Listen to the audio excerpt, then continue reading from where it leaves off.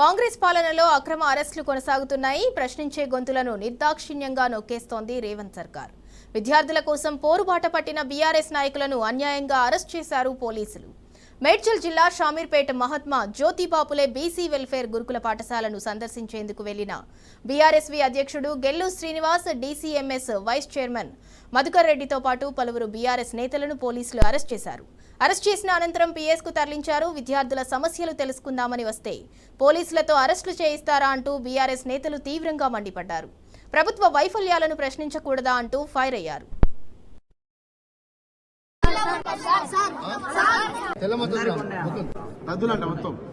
Building వెనకాల పెద్ద పెద్ద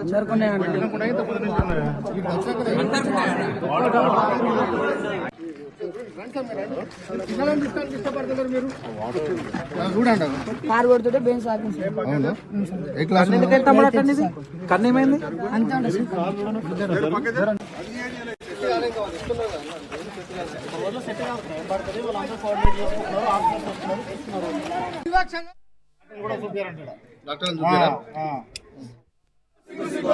విద్యార్థులపై వివక్షణ విద్యార్థులపై వివక్షణ విద్యార్థుల సమస్యలు విద్యార్థులపై దౌర్జన్యమా విద్యార్థులపై దౌర్జన్యమా విద్యార్థులపై దౌర్జన్యమా ఇదేమి రాజ్యం ఇదేమి రాజ్యం కాంగ్రెస్ పాలనలో అక్రమ అరెస్టులు కొనసాగుతున్నాయి. ఇదే అంశానికి సంబంధించి మరింత సమాచారం మా ప్రతినిధి రంజిత్ అందిస్తారు. రంజిత్, షామీర్పేట గురుకుల సందర్శనకు వెళ్లిన బీఆర్ఎస్వీ నేతలనైతే పోలీసులు అక్రమంగా అరెస్ట్ చేశారు. దానికి సంబంధించి పూర్తి డీటెయిల్స్ ఏంటి? సింధురా, తెలంగాణ రాష్ట్రంలో కాంగ్రెస్ ప్రభుత్వం ఏర్పడ్డ 2 సంవత్సరాల్లో అక్రమ అరెస్టు ఎక్కడ చూసినా అభివృద్ధి శూన్యం. ఓన్లీ ప్రశ్నించే వారిని అరెస్టు చేయడమే అదనుగా చేసుకుంది కాంగ్రెస్ ప్రభుత్వం. ఇప్పటికీ 2 సంవత్సరాల పాలనలో ఎక్కడ చూసినా గురుకుల పాఠశాలలో భోజనంలో పురుగులు రావడం, దాంతో పాటుగా బాత్రూమ్ లో సంబంధించిన డోర్లు లేకుండా మొత్తం నిర్లక్ష్యంతో పాటుగా ఇటు ప్రభుత్వం కావచ్చు, దానికి సంబంధించిన అధికారులు పట్టించుకోవడం కూడా విద్యార్థులు ఇబ్బందులు పడ్డ పరిస్థితులు కనబడుతున్నాయి. దాదాపు 2 సంవత్సరాల్లో షామీర్పేటలో ఉన్నటువంటి మహాత్మారావు జ్యోతి పూలే సంబంధించిన గురుకుల పాఠశాలలో వాళ్ళకి సంబంధించిన ఇబ్బందుల గురించి సాక్షాత్తు వాళ్ళకి సంబంధించిన ప్రిన్సిపల్ కావచ్చు, బీసీ సంక్షేమ సంఘానికి కావచ్చు, దాంతో పాటుగా సివిల్ సప్లైస్ ఆఫీసర్ కు చెప్పినా ఎవరు పట్టించుకోకపోవడంతో స్థానికంగా ఉన్న పోలీస్ స్టేషన్ కు వెళ్లిన పరిస్థితి, విద్యార్థులు వెళ్లి పోలీస్ స్టేషన్ లో కంప్లైంట్ చేసిన పరిస్థితి, ఆ దౌర్భాగ్యం అనేది కాంగ్రెస్ ప్రభుత్వంలో కనబడుతుంది. ముఖ్యంగా చూసుకున్నట్లయితే బీచ్లో జరుగుతున్న అన్యాయం పైన, విద్యార్థులు పడుతున్న ఇబ్బందుల పైన బీఆర్ఎస్ పార్టీ రాష్ట్ర యోజన అధ్యక్షుడు గెల్లు శ్రీనివాస్, దాంతో పాటుగా బీఆర్ఎస్ సంబంధించిన యువ నేతలందరూ పోయి వాళ్ళకి జరిగినటువంటి ఇబ్బందులు ఏమనే వాళ్ళ పరిస్థితులను తెలుసుకోవడానికి వెళ్తే అక్కడికి వెళ్ళిన పోలీసులు లోపలికి వెళ్లకుండా అరెస్టు చేయడం, పోలీసులు తనియడం శోషనీయమని కూడా ఇప్పటికే ఆగ్రహం వ్యక్తం చేస్తున్నారు. ఇప్పటికే దాదాపు 100 మంది అక్కడికి వెళ్ళిన వాళ్ళందరినీ కూడా తీసుకెళ్లి స్థానికంగా ఉన్న షామీర్పేట పోలీస్ స్టేషన్ కు అరెస్టు చేశారంటే వాళ్ళ యొక్క అన్యాయాలను కావచ్చు, వాళ్ళ యొక్క పిల్లల పైన కూడా శ్రద్ధ చూపేటమైన ప్రభుత్వాన్ని ప్రశ్నించినందుకు అరెస్టు చేస్తున్నారు తప్పితే ప్రజల్ని పట్టించుకునే నాదుడే శూన్యం ఏర్పడి కాంగ్రెస్ ప్రభుత్వంలో కూడా ఇప్పటికీ గెల్లు శ్రీనివాస్ కూడా ఆగ్రహం వ్యక్తం చేసిన పరిస్థితి కనబడుతుంది. ముఖ్యంగా చూసుకున్నట్లయితే విద్యార్థులు వాళ్లకు పడుతున్నటువంటి ఇబ్బందులు, దాంతో పాటుగా ఫుడ్ పాయిజన్ ఇప్పటికే దాదాపు గురుకుల పాఠశాలలో ఇబ్బందులు పడి ఫుడ్ పాయిజన్ అయ్యి హాస్పిటల్లో అడ్మిట్ కావడం, కొంతమంది చనిపోవడం, ఇప్పుడు చూసినట్లయితే పురుగులు అటువంటి భోజనాలు రావడం, దాంతో పాటుగా రాత్రి వండినటువంటి భోజనాన్ని ఉదయం వడ్డించడం, దానితోని వాళ్ళ ఇబ్బందులు తాళలేక స్థానికంగా ఉన్నటువంటి నాయకులు కావచ్చు, బీఆర్ఎస్ పార్టీ యువనేతకు సంబంధించిన గెల్లు శ్రీనివాస్ కు ఇన్ఫర్మేషన్ వస్తే వాళ్ళని పరామర్శించడానికి వెళ్ళి వాళ్ళ బాధలు తెలుసుకోవడానికి వెళ్తే వాళ్ళకు సమాధానం చెప్పేటువంటి అధికారులు వాళ్ళందరూ లోపలికి వస్తున్నారని స్థానికంగా ఉన్నటువంటి పోలీసులకు పంపించడం, పోలీసులు వచ్చేసి వాళ్ళకు వత్తాసుగా పలికేసి అరెస్టు షామీర్పేట పోలీస్ స్టేషన్ కు తరలించారంటే రంజిత్, బీఆర్ఎస్వీ నేతలు అక్కడికి షామీర్పేట గురుకుల సందర్శనకు వెళ్లారు. అక్కడ ధర్నా చేయడానికో లేదంటే ఏదో నిరసన తెలియజేయడానికి వెళ్ళలేదు. జస్ట్ అక్కడ గురుకులంలో ఉన్న విద్యార్థులతో మాట్లాడి వాళ్ళ సమస్యలేంటో తెలుసుకోవడానికి మాత్రమే వెళ్లారు. మరెందుకు పోలీసులు అత్యుత్సాహం ప్రదర్శించారు? ఎందుకు వాళ్ళని అరెస్ట్ చేశారు?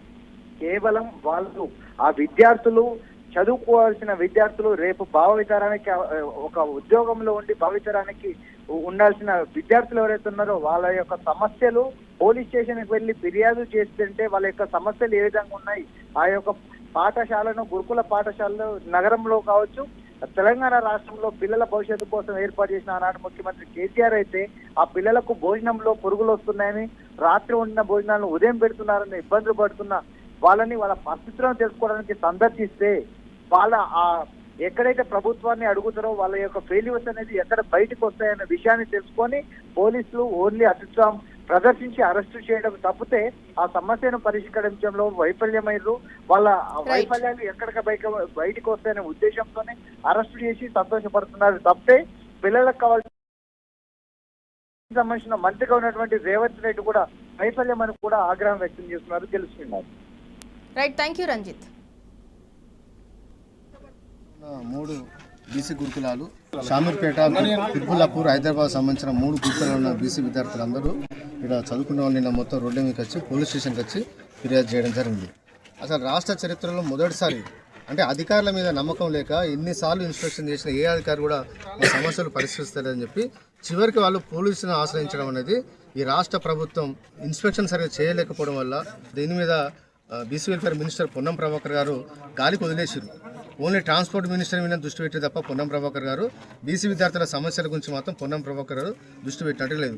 ఎంతసేపు ముఖ్యమంత్రి రేవంత్ రెడ్డి గారి ప్రాపకం కోసమే భజన బ్యాచ్ లెక్క మంత్రులు తయారు తప్ప విద్యార్థుల సమస్యలు ఒక్కరు కూడా పరిష్కరించలేదు. విద్యార్థులు చాలా మంది చెప్తా ఉన్నారు, మమ్మల్ని ఫ్యాకల్టీ సిబ్బంది మమ్మల్ని కొడతా ఉన్నారు, పైపులతో కొడతా ఉన్నారు అని చెప్పి కొందరు విద్యార్థులు మాకు మొత్తం ఇట్లా కురుపులైనా, చీమ వచ్చినా, దెబ్బలైనా ఏది వచ్చినా కూడా మమ్మల్ని హాస్పిటల్ కూడా తీసుకుపోయి డాక్టర్లు మాకు చూపిస్తలేరు. అన్నంలో రాళ్ళు వస్తున్నాయి, టిఫిన్ సరిగా పెట్టట్లేదు, 2 నెలలకోసారి 3 నెలలకోసారి మటన్ పెడుతున్నారు, ఒకటే రోజు మటన్ పెడుతున్నారు, విద్యార్థులతో పిండి విసిగిస్తున్నారు, మాకు సరైన ఆయిల్ ఇస్తలేరు, సబ్బులు ఇస్తలేరు, మోకాలు అన్నీ మొత్తం పలిగినాయి, మాకు హాస్పిటల్ తీసుకుపోతలేరు, కనీసం మా పేరెంట్స్తో మాట్లాడమంటే కూడా మాట్లాడిస్తలేరు, బాత్రూంలో నీట్గా లేవు, బాత్రూంలో పక్కకుంటే క్లాస్ రూమ్స్ ఉంటాయి, వాటికి డోర్లు కూడా లేవు, చాలా ఇబ్బంది ఉందని చెప్పి ఎన్నిసార్లు ఫిర్యాదు చేసినా పట్టించుకుంటని చెప్పి విద్యార్థులు నిన్న పోలీస్ స్టేషన్కి వెళ్ళి ఫిర్యాదు చేసినంటే ఈ రాష్ట్రంలో గురుకులాలు ఎంత అధ్వానం ఉన్నాయో ఇవాళ అర్థమైపోతున్నాయి.